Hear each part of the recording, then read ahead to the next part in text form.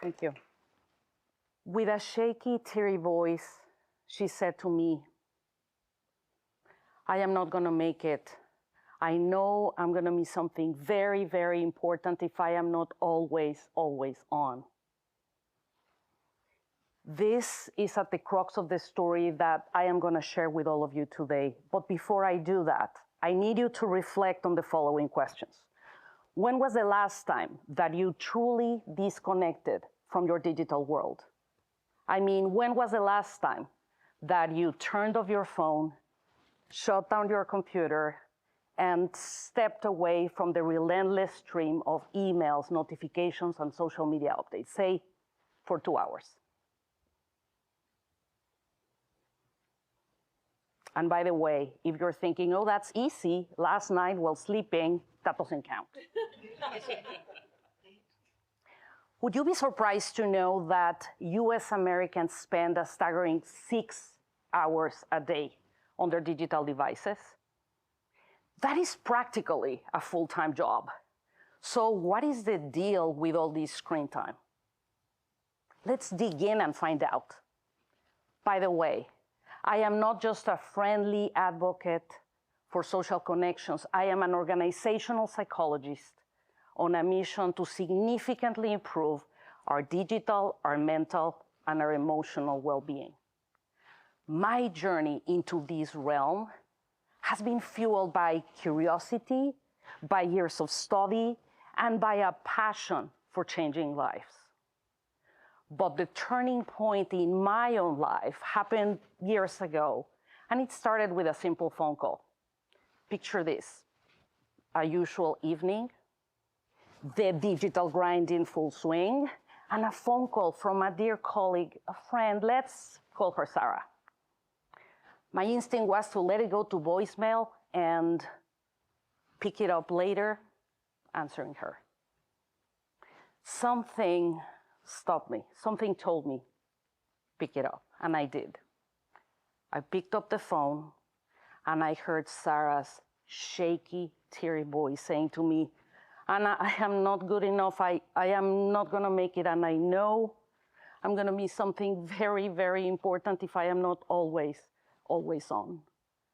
I feel so lonely. Please help me. It hit me like a ton of bricks. I rushed her to the hospital. Thankfully, they took her in almost upon arrival. After getting her diagnosis in one of my visits to her at the hospital, she almost sheepishly shared her diagnosis with me. The toll of burnout, anxiety, depression, and signs of cognitive decline. I remember thinking, God, am I gonna be next? Today, my aim is simple. I want all of you to understand how our digital lives interconnect with our well-being. It is about disconnecting to truly connect. In my childhood, the magic of connections unfolded in my grandma's, in my tita's cozy living room and kitchen.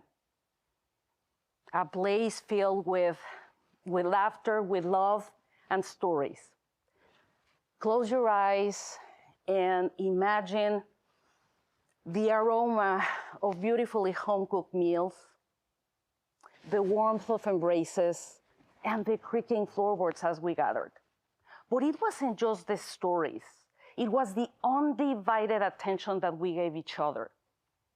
It was the being fully present, looking at each other's eyes.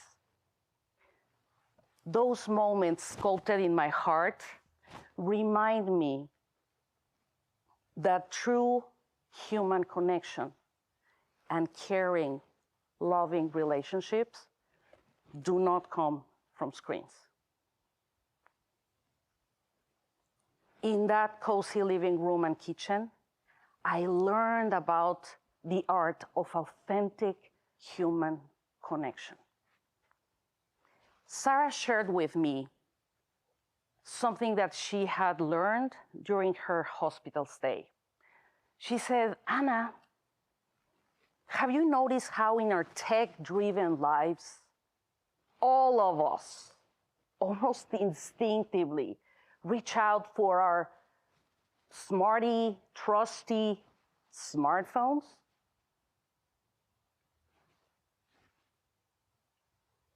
And it happens in two very particular scenarios. One, when boredom creeps in, and two, when life serves us with stress. Those moments are like VIP invitations for our digital companions. And this creates a big problem for humans because it disrupts our ability to truly engage with our life and with those around us, creating a feeling of loneliness at the end of the day.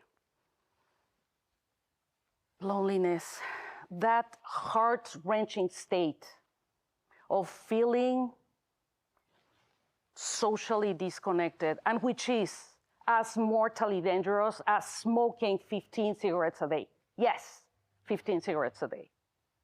We live in an era of hyperstimulation where instant gratification rules. After her harrowing hospitalization, Sarah made some life-changing decisions and key behavioral changes. Circumstantially, she also uncovered 4 other colleagues from our company in the same psychiatric ward with very similar symptoms and diagnosis. A heart-wrenching revelation. Just like E.O. Wilson, a sociobiologist from Harvard, who describes this challenge by saying, the real problem of humanity is that we have Paleolithic emotions, we have medieval institutions, and we have godlike technology. In a kingdom ruled by screens, where notifications rain like confetti and status updates were the currency of choice, there lived a fearless adventurer named New Sarah, armed only with her unwavering determination and a smartphone who never seemed to run out of battery. She embarked on a mission to rescue the very essence of human connection and well-being from the tight grip of the digital age. So, where does well-being start?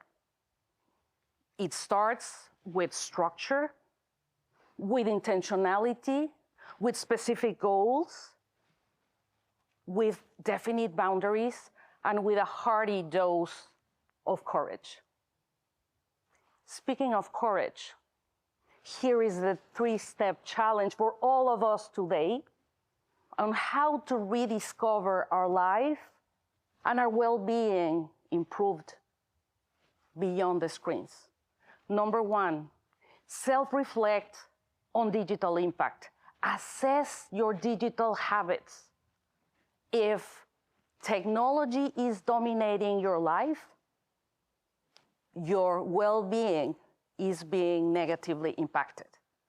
Number 2, identify the top 3 areas of focus for you on your well-being. What are your pain points? Is it lack of sleep? Is it excessive stress? Is it sedentarism?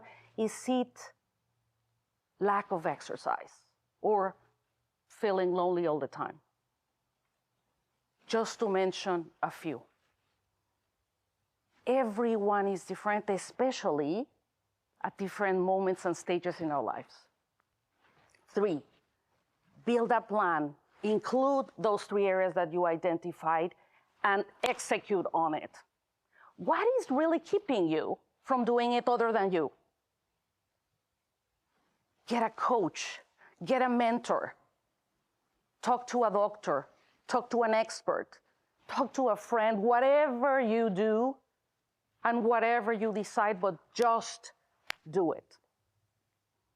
What is keeping us from starting our well-being? Remember that well-being is not just a destination, but it is the journey. Take small, consistent steps to a healthier, happier you. Remember to celebrate along the way. Well-being is in your hands, and positive change is within your reach. Please don't end up like old Sarah. Technology offers endless possibilities, but the true magic lies beyond the screens. Don't trade those precious moments for pixels and notifications. Just like the wise proverb says, life's best moments are not stored in the cloud.